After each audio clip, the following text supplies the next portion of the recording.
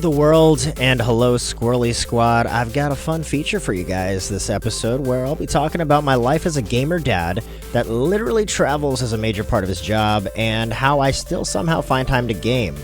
I know I'm not the only one that struggles to find time for a gaming session, so hope this helps. Should be a good one.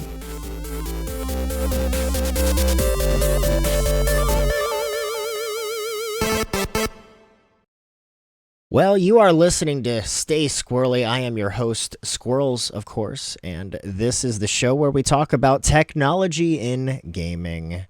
Yeah. Before we start the episode off, I want to give my weekly shout out to those subbing at the squirreliest level, whether that's on Twitch or our new Super Skwirly Squad memberships on the website, which we'll talk about in a second. Shout out to Bug Eyes, I Heart Squirrels, Blue Phoenix, Red Wing, Chubex, Gaudiest, Jen Evans, and JB Digital Geek. Thank you guys. You are the squirreliest among us, and my family thanks you loads for your support. Now, some housekeeping. Like I was just saying, there is a new website, skwirls.com, with those exclusive memberships and new merch with it, launching this Monday, February 19th at noon Eastern Time.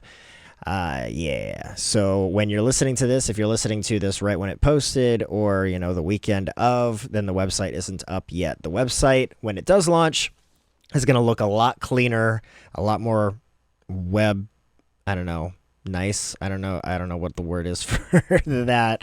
I can't say Web 2.0 anymore because that's so early 2000s, but it definitely looks cleaner than the skwirls.tk website. I've got a little bit more freedom with the design theming and whatnot.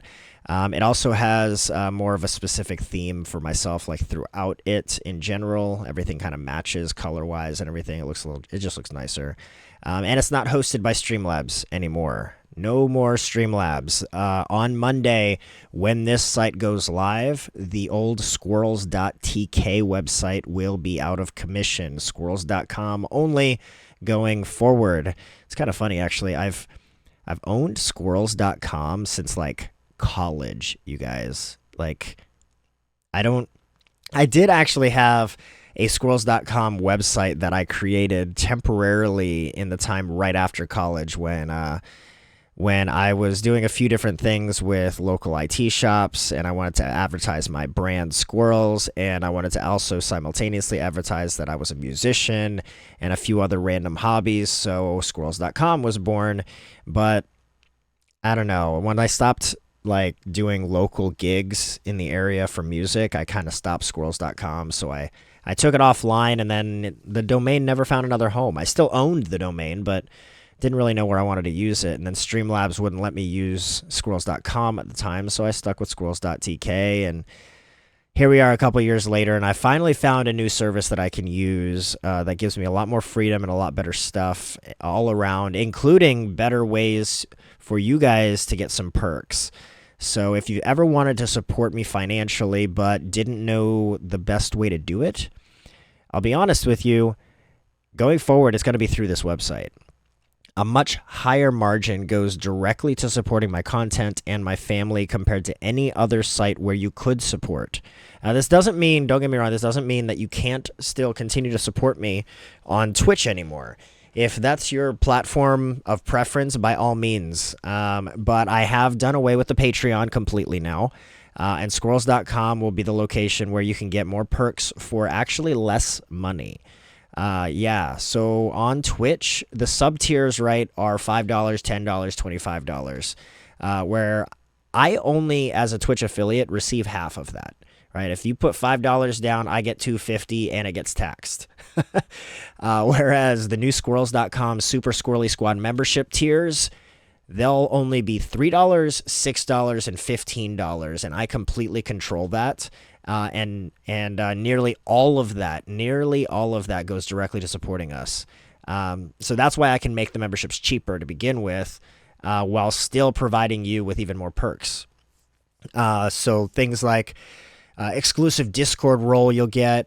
You'll see behind the scenes videos, whitelists. You'll be automatically whitelisted for servers for community servers like gaming servers like my Minecraft one, or if I make an Enshrouded one, etc. As well as you'll get discounts on merch and exclusive membership members only merch. It's kind of crazy actually how much I can kind of provide for you guys just for paying a couple bucks a month. So whether you do or you don't, though, I appreciate your support regardless. You guys are absolutely amazing and a lot of fun, and I appreciate you guys. You're awesome. So anyway, that ad of sorts aside, that is part of the housekeeping, believe it or not. It is a little bit of advertisement, but it's mostly housekeeping there. Just making sure you guys are aware that the new website's coming and you guys can get more content because of it. So anyway, also beginning next week, I plan to start simulcasting or multi-streaming, whatever you want to call it, to both Twitch and YouTube. That's right. If you missed the memo, like I did, apparently back in October of last year at TwitchCon, Twitch leadership announced that they were lifting the exclusivity part of the Twitch affiliate and partner programs. You can now, as they call it, simulcast or simultaneously cast to any platform. So I was already looking into actually changing my 3 days on Twitch a week to 2 days on Twitch with 1 day on YouTube. I didn't like the idea, but I wanted to start expanding to YouTube just to kind of see how it goes. Once upon a time, I used to live stream to both Twitch and YouTube, and then once I got affiliate, I stopped on YouTube immediately and haven't come back to it, and that was years ago. So I was already curious about it now that I'm going to get back into streaming more frequently again. But learning about this simulcasting being allowed between all these platforms in conjunction with Twitch at the same time has been nice. So I've been looking into new bots, new chat rewards, new overlays, the works. If you've ever wished I'd stream on YouTube, here it comes, folks. One other thing which you'll notice with this episode, the format is changing up just a bit of the podcasts. There will now be 2 main segments instead of 3. Going forward. The first segment is going to be all the housekeeping stuff like I was just doing, the golden acorn and any fun pieces of news. Then the second segment is going to be a featured segment. I know I only had 5 episodes of the podcast and then kind of stopped because of time. And I think I was trying too hard to be a news reporter. The news segments now going forward are not going to be anything groundbreaking. If I missed a major piece of news, it's either because I legitimately didn't have time and didn't notice that some news broke, or 2, I didn't care enough to talk about it on the podcast. So if you're listening to this podcast hoping for some amazing gaming news or industry news, I would definitely look elsewhere. There are way better podcasts for that. The only reason I still want to include news on here is because sometimes there are pieces of news that I find particularly interesting, and maybe you want to hear my take on it. So yeah, and if there is something that I missed and you'd still like to hear my take on it, by the way, shoot me a DM. I'd be more than happy to cover something you guys want to listen to. But I won't know that unless you reach out to me. So anyway, the first segment is going to be housekeeping, golden acorn, and news tidbits. And then the second segment will always now be a featured segment that changes in topic week after week. Generally, it's always going to be about technology and gaming, though. Generally speaking, if I want to talk about comic books or magic or other nerdy interests of mine, I'll do it in the housekeeping section. So there's going to be a segment every single podcast going forward. It'll be the second segment that talks about whatever the title of the episode is. And it, like I said, it's generally going to be technology and gaming in some way, shape, or form. So like today's podcast, today's episode, like I was saying earlier, is going to be kind of talking about my life and how I've managed to somehow still fit gaming into my very busy schedule. And there's a big bulk section at the end of it that talks about the technology that has helped me do it. So stay tuned for that one a little bit later in the second segment. And finally, before we get into the news, like I just said, the golden acorn. Golden acorn number 61 is from Bruce Lee. Mistakes are always forgivable if one has the courage to admit them. Thank you, Bruce Lee, for that golden acorn there, encouraging us all to be willing to admit when we're wrong, and hopefully learn from those mistakes. And yeah. So the news, and again, the caveat here is this is not meant to be a big news segment. These are only a few pieces that I happen to find of interest.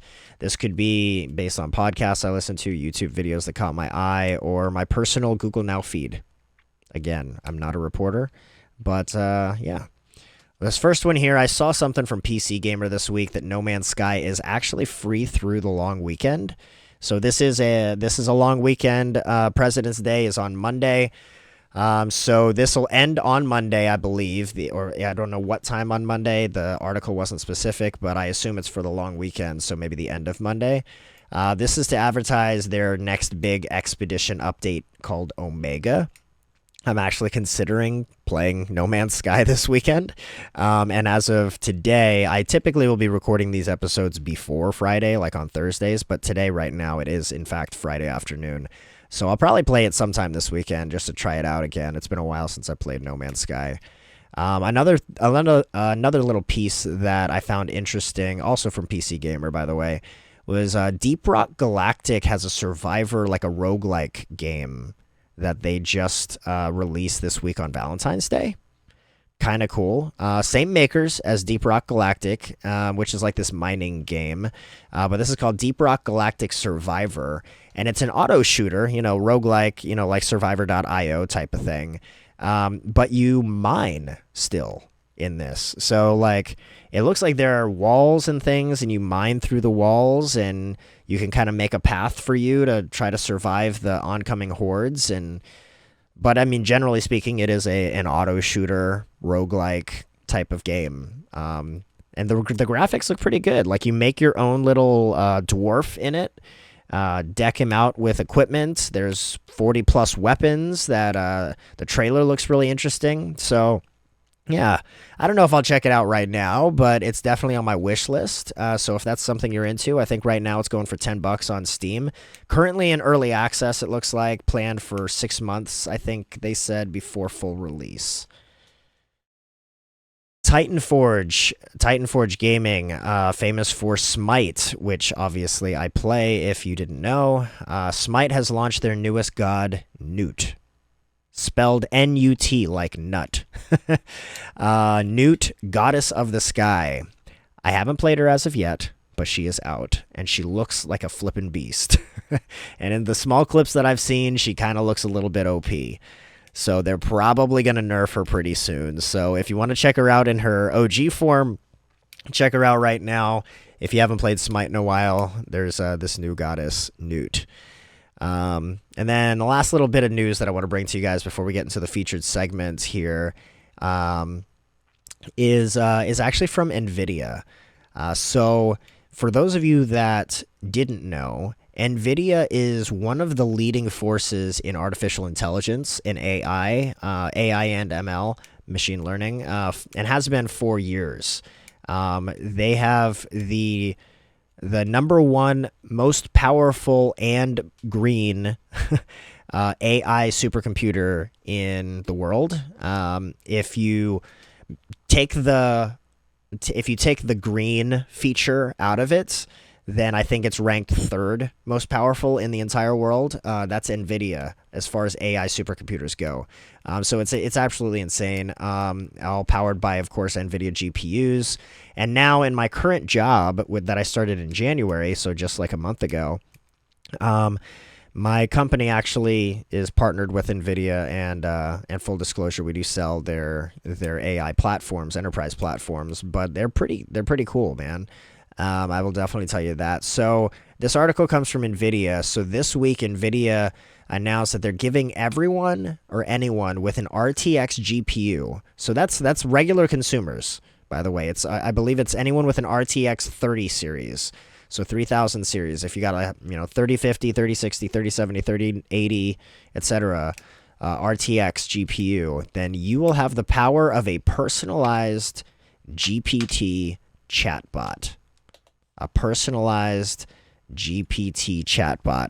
Now, yeah, I know what you're thinking, like ChatGPT. So they're stealing ChatGPT. So if you're listening to this right now and you didn't already know what GPT actually was, like ChatGPT didn't come up with the term GPT. GPT is short for Generative Pre-trained Transformer. It's actually a type of language model, or specifically large language model, or LLM, that is kind of the framework for generative AI, or Gen AI. So this is the type of artificial intelligence where you have to give it a request, and then it will generate something based on things that it's pre-trained against. So anytime you're talking about a large language model, it's an AI that's learning based on data that it's been given. And so GPT is an AI that bases upon it's a framework based on large language models, or LLMs, that's designed to generate responses. So in most cases that we're seeing right now, it is based on text input, right? That's what ChatGPT is. So I say all of that to say this, that you will basically have a version, your own personal, we'll call it ChatGPT, but ChatGPT is the name of an actual one. But you'll have it on your computer if you have an RTX GPU 30 series. So this is, I'm quoting directly from the article here, but it says Chat with RTX, which, by the way, that's what they're calling it, Chat with RTX. Chat with RTX uses Retrieval Augmented Generation, or RAG, NVIDIA TensorRT LLM software, and NVIDIA RTX acceleration to bring generative AI capabilities to local GeForce-powered Windows PCs. Users can easily connect local files on their PC as a data set to an open-source LLM like Mistral or Llama 2, enabling queries for quick, contextually relevant answers. Rather than searching through notes or saved content, users can simply type queries. For example, one could ask, "What was the restaurant my partner recommended while in Las Vegas?" And Chat with RTX will scan local files the user points it to and provide the answer with context. End quote. So this supports a number of different file formats. You can also point it to YouTube videos, point it to video URLs, and it'll scour that way. It's pretty powerful, pretty versatile. The user's data, by the way, stays on the PC.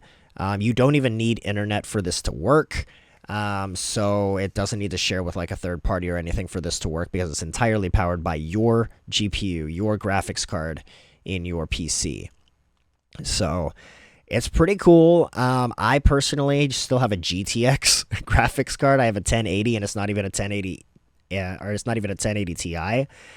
So I will not be using this feature anytime soon. But now that I'm in a role that uses NVIDIA AI often, and I need to learn as much as I can about the technology, I will say that I'm probably going to replace my GPU here soon with an RTX. So, yeah. So, anyway. So that's all I really had for news stuff. Sometimes in this segment, I might talk about what I've been doing. I know some of you guys on Discord know that I was out in San Diego at a tech show this past week. Generally speaking, I don't travel a ton for work anymore, so that's super exciting, and that's kind of why I can get back into this content stuff. Yeah, it's pretty exciting. So with that, here we'll take a little bit of break, and when we get back, we'll get into the feature where I talk about kind of gaming as a grown-up, if you will.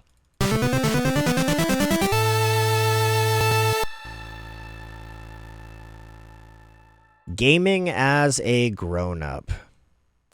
I've learned that gaming as a grown-up ultimately boils down to time and priorities. That's it. That's it. Time and priorities. If you're listening to my voice right now and you're going, Skwirls, no duh.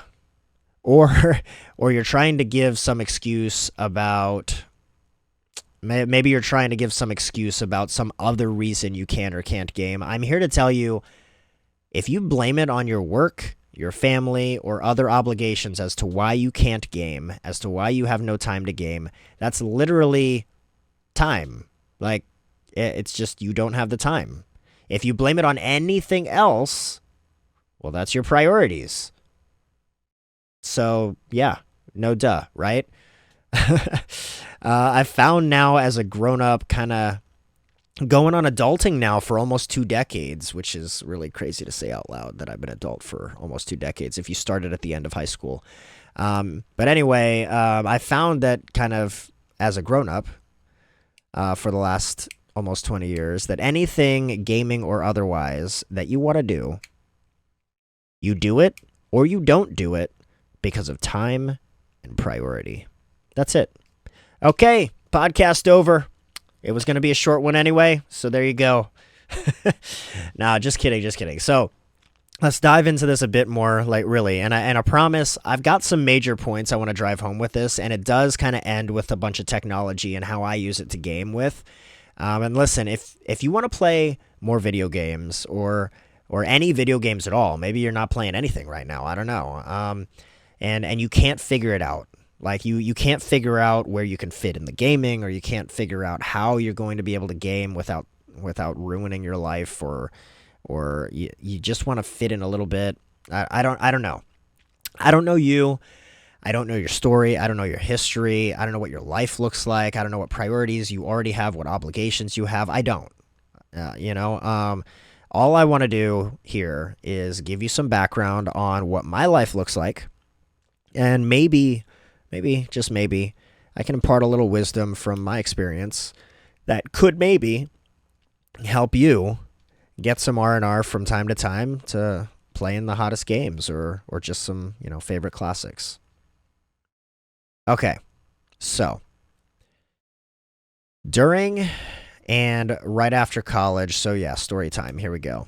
During and right after college, gaming wasn't so difficult to fit into the schedule, right? At least it wasn't for me. You kind of game between classes, you game late at night, then later you're gaming whenever you get downtime in general. It wasn't overly difficult. I didn't have a ton of conflicting obligations at the time, but shortly after college, I got married. No, scratch that. It was really during college. I went to a Bible college up in Boston for a couple years. I transferred to an online school, and when I came home, I got married. I was still doing the online school, but now I'm married, right? But even in the early years of my marriage, gaming wasn't so hard that I couldn't make time for it. My wife was in nursing school. Then later she worked at the hospital, and my jobs at the time were shift-based work. So I could leave the job at work, and when I came home, I'd fit in some gaming at night or while she was still at the hospital even. And then a major change happened in my life. A few years into our marriage, I started my career that I'm in today. I started in 2012. I had a great opportunity from a friend of mine to join a startup tech company. I'd have to learn a ton on the fly, and it would require significant travel. But it would pay well, and I'd have room for growth, and it would be something that I probably enjoy doing. And I did. I did enjoy it. So I've been traveling for work pretty regularly now for over a decade. And I've been a father for that same amount of time. My oldest son, most of you know him as Cal or Blue Phoenix. He'll be 12 later this year. He was born right when I started in this career path. You want to talk about time and priorities preventing gaming? Squad, I had no time whatsoever on my gaming rig. Like, I had this PC that was designed for gaming, and I was never going to use it again for a long time. In fact, that gaming rig that I had at the time, I got rid of it because I was never at a desk at my house for a very long time when I first started in this career. I was just on a plane so much. And even when I was at home, I needed to be a family man. I had a wife that whether she said it out loud or not, I'm sure some part of her was resenting me for being on the road so much, and a son that needed to know that he had a dad, right? It's not like he was old enough to game with me yet, so I had to spend time with him in other ways, right?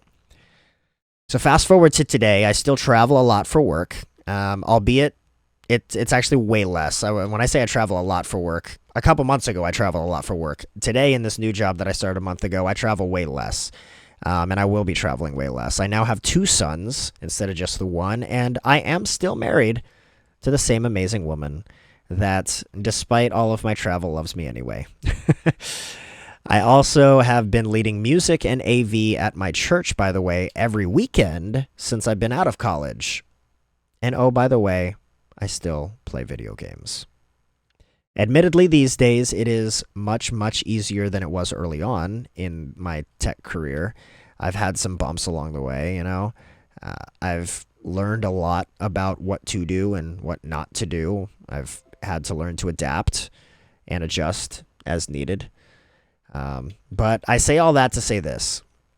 I do know what it means to struggle with being a grown-up that wants to play video games. So in this little segment here, this episode, I'd like to share with you some of my insight on the topic. I've got three questions, and they're basic questions, but nonetheless, three questions I think you should ask yourself. And I've got a little bit of input as far as my perspective goes on each one of them. So here we go. Number one, ask yourself how much of a priority gaming really is in your life. Here I am going on my late 30s, and I'm about to exit my mid 30s. I'm 36 as of this recording. But at this point in my life, so many of my friends used to play video games, and they just don't even consider themselves gamers anymore. Like when I talk about video games, they go like, "Oh yeah, I used to play video games." Used to play video games. It's not like "Oh yeah, no, I love playing video games. I just don't get to play them as often as anymore." You know, that's a very different answer than "I used to play video games." It's like they're not even associating themselves with the gamer world at all anymore. And that's not me. So ask yourself, how much of a priority is gaming? And if it's not that big of a priority, that's okay. It's okay that it's not that big of a priority. If you want it to be a bigger priority, then, consider that as well. Are you doing it just for fun? I mean, and if you're doing it just for fun, that's fine. That's great. Or are you doing it as a side hustle? Maybe you're streaming, maybe you're making content, whatever. Here's a big one. If you are doing it just for fun, is it your only recreation or stress relief? Listen, man, we all need ways to relieve the stresses of life, but it doesn't have to be video games. It could be. And if it is, then by all means, that's an important thing. But it doesn't have to be, right? Like I was just telling you earlier, I play music. Granted, it's mostly on the weekends, but still an example. I also do taekwondo with my boys now, like a few nights a week. I do short workouts during the day as well. Maybe you play sports. Maybe you do competitive chess. I don't know, but it's worth noting in your life, right? Here's the thing. If gaming is a big enough priority, or even potentially a need to some extent in your life, like maybe it's a stress reliever, then you'll lower the priority of other things accordingly. I want you guys to note, though, this does not mean in any way that I am suggesting that you should lower the priority of important things in your life. I'm not suggesting you lower the priority of spending time with your family or getting your occupational work done or chores around the house done. What I'm saying is, of the things that are a little lower on your totem pole, maybe you could afford to raise where gaming fits just a little bit. Things to consider, right? I know that seems kind of obvious, but if you haven't actually thought that through, racked and stacked your priorities in life, not your obligations, your priorities in general, of the things that you don't necessarily need to do. If you haven't racked and stacked them and you're wondering how you're going to, if you're wondering why you don't play video games anymore, then maybe that's something you should consider doing, And if you can't justify putting it anywhere on the totem pole, well, then you have your answer right now.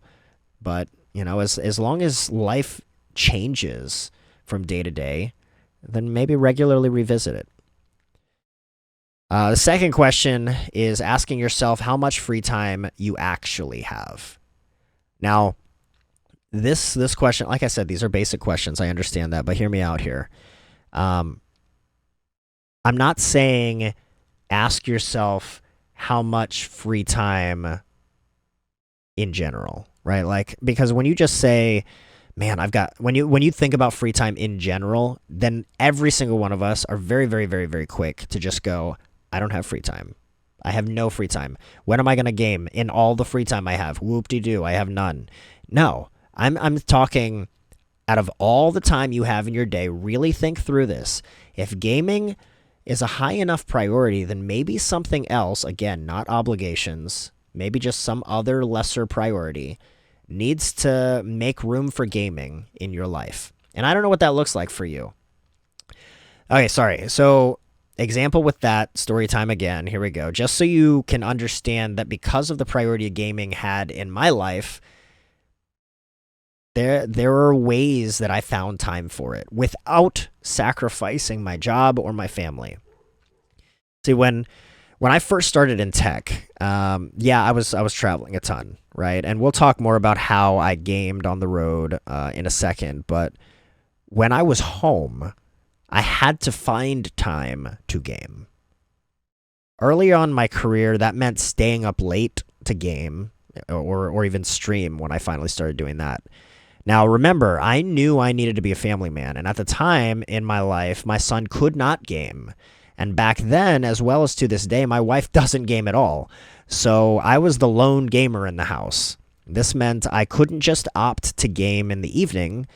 I needed to spend time when they were awake. I couldn't just say, hey, it's nighttime, I'm going to game now. No, if my wife and my son are still awake, then I'm not going to go play video games.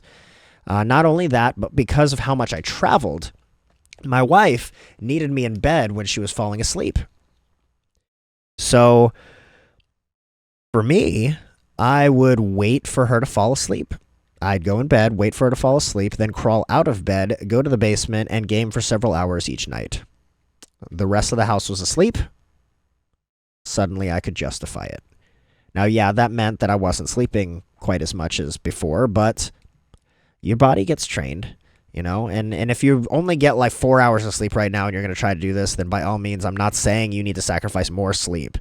But I had a decent amount of sleep at night, right? Like I was going to bed at like 8:30, 9:30 at night, without the gaming, and then waking up like, I don't know, 7 o'clock in the morning, whatever it was, 6 o'clock in the morning. So I had time that I could burn. So I'd wait for her to fall asleep, get up, I'd game for a few hours, maybe get to midnight, maybe a little bit later, and then I'd go to bed, right? And I'd still get 6 or 7 hours of sleep, depending. So after a while of doing that, evening, how do I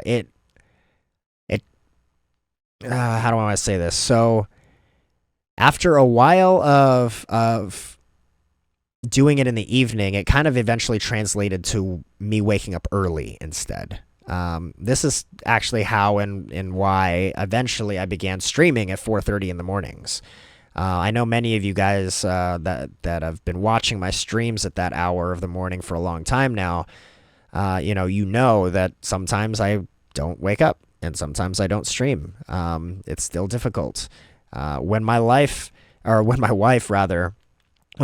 still physically worked 12-hour shifts at the hospital, I would start streaming at 4:30, throw a BRB scene up at 6 a.m. to make her coffee, say goodbye to her, and then I'd continue streaming till like 7 or 8 when the boys had to wake up. Later she stopped working at the hospital, and I would be able to stream straight from 4:30 till the boys woke up, and that was my gaming time. That was my me time. Most of the house was still asleep, and I was good to go. Now, most of you guys are thinking like, well, I'm not a morning person. Dude, I'm not a morning person.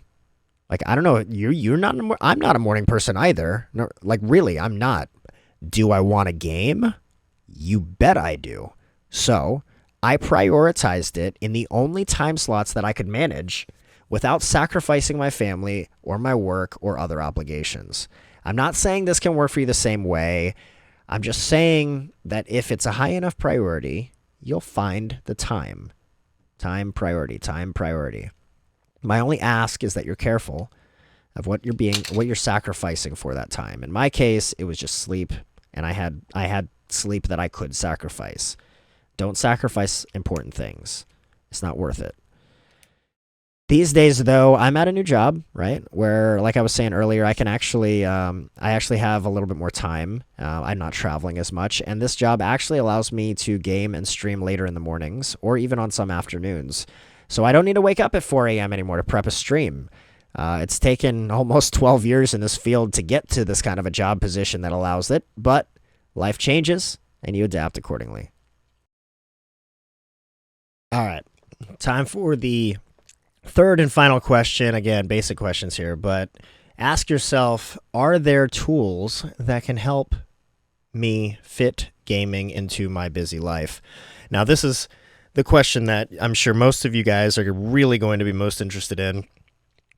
As I was saying earlier, technology in gaming, right? This is the piece, this is the part of the segment that is probably going to be the most interesting.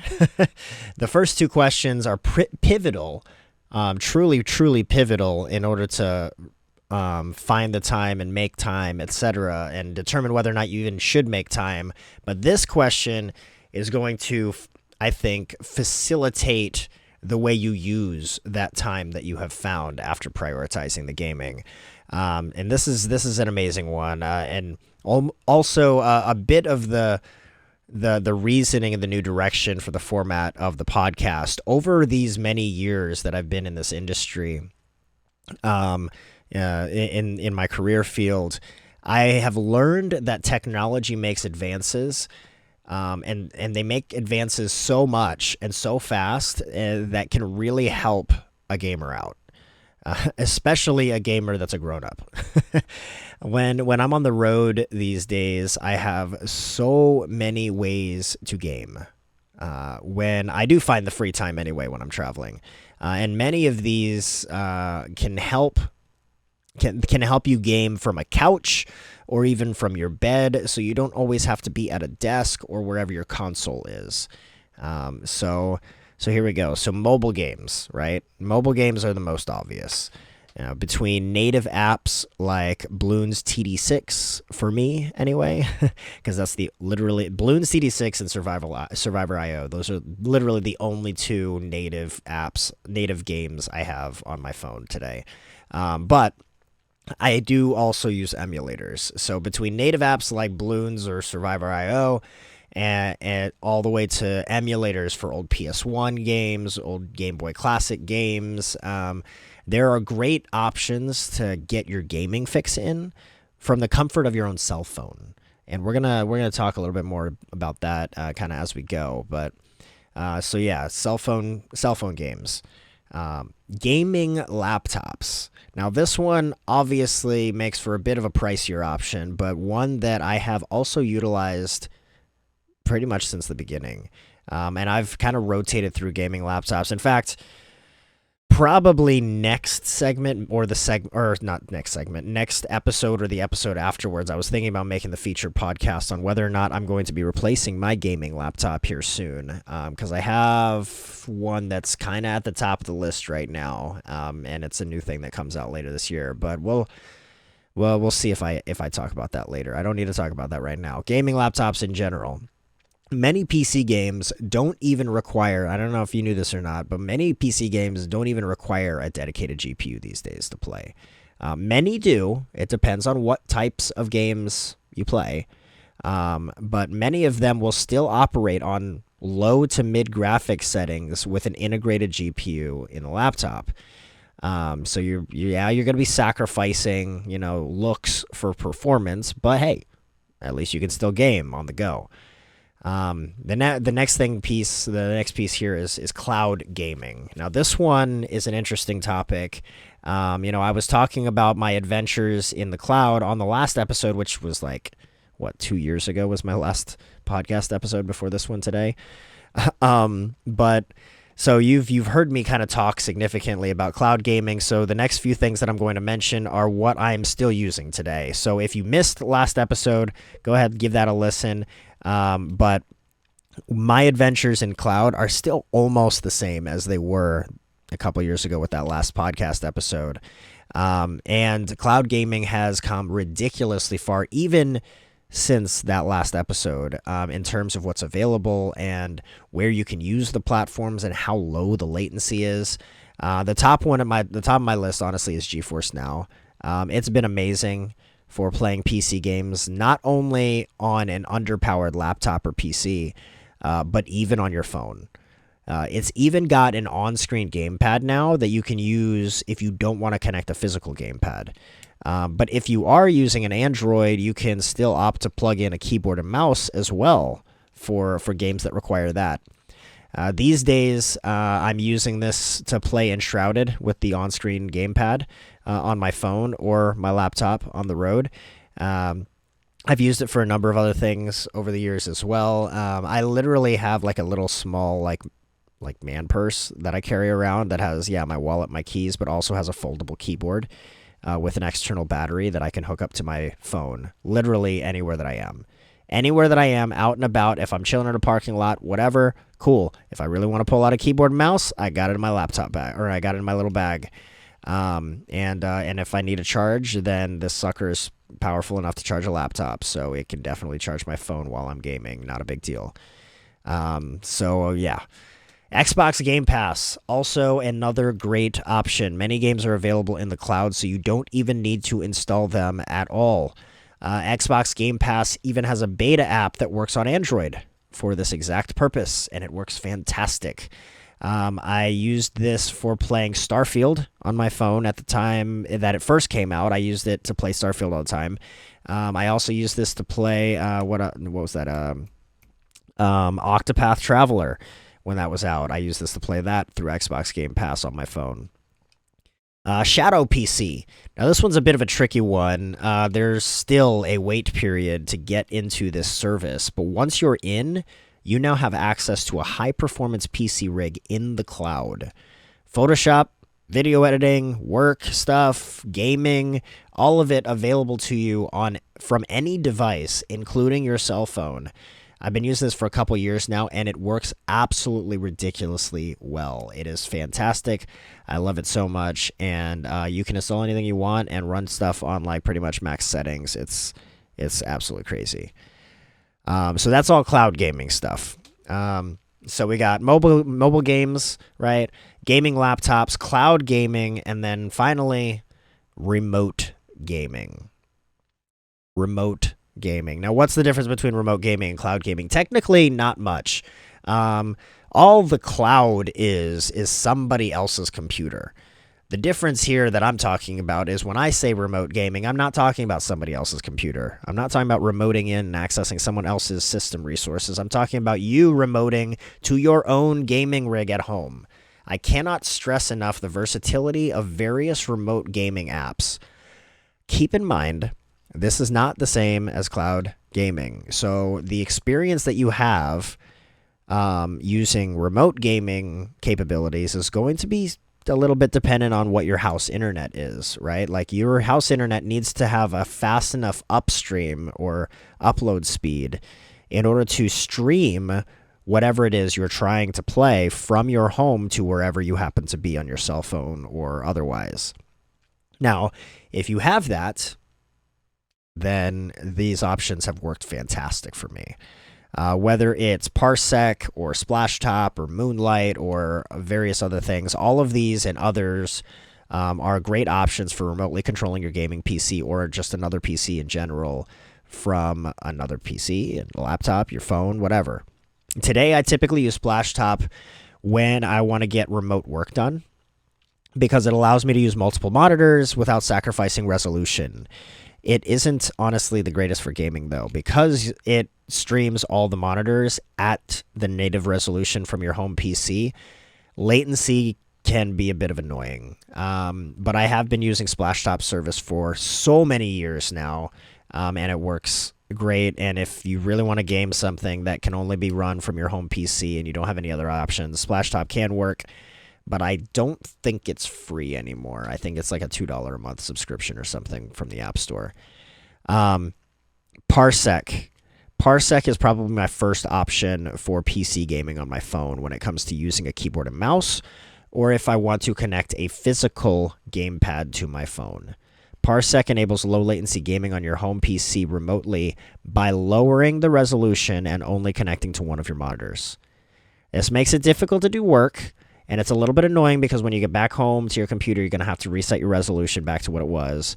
But yeah, it lowers the resolution to like 720p on your phone, so that it can do low latency. It doesn't have to, it doesn't have to render graphics for a higher resolution, but it is great for getting a gaming session on the road with seriously low latency. It's absolutely fantastic.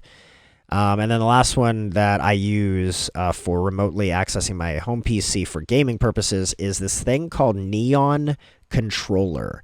Now, this is a relatively newer app. The creator of Neon Controller in the Android store, anyway. Now, I have an Android. I don't have an iPhone. I don't know what the iPhone options are, but the creator, developer of the Neon Controller app also has another app that can work. I tried it first. It didn't work out that great for me, but it does have great reviews. But Neon Controller was his answer for those with NVIDIA GPUs. So if you have an NVIDIA GPU, then Neon Controller could be for you. This is an app that only works for NVIDIA, but it does wonders. And the reason it only works for NVIDIA is because it's based on NVIDIA's GeForce Shield capabilities, which are, the remote capabilities from NVIDIA's GPU. But basically, the app allows you to create an on-screen touch gamepad that is completely custom. And you can create as many of them as you want. And it doesn't have to be based on a real controller. You just throw buttons wherever you want on your screen and map the button to a keyboard key, or you can map touch controls to the mouse. So you can literally make a game that wasn't designed for gamepad all of a sudden work with whatever you want touching your phone. It is crazy. Once it's created, you then load up that gamepad controller that you created, and then from there, launch the game through NVIDIA GeForce Shield. So, like, I have a controller that I have set up for Smite. I have another controller that I've set up for Final Fantasy XIV, another one that I've set up for Minecraft. And even though I play Enshrouded these days using GeForce Now, I did create one specific for Enshrouded as well, just in case. So, there's so many options. The technology in gaming when it comes to remote gaming and cloud gaming for the road it's really come a long way, and we're probably going to dive into these periodically as the episodes and weeks go by as I've learned new things. So stay tuned for any of that. But yeah, that's effectively it. This wasn't meant to be in depth, diving deep into these various technologies that could help you game. In fact, I fully intend, like I was saying, to break down various methods I use in future episodes. So if you are interested in more of or any of that, definitely follow the podcast and keep listening. All right, so that's about all the time that I have. And everything I had prepared to share with you guys, at least for this episode. I truly do hope that the insight has been helpful for you guys, and that if you're a grown-up right now, or really anyone that's struggling to find ways to fit gaming into your busy schedule, I hope that, that these tips will help you guys do that. So, yeah, I look forward to catching you guys on the next episode, and as always, stay squirrely.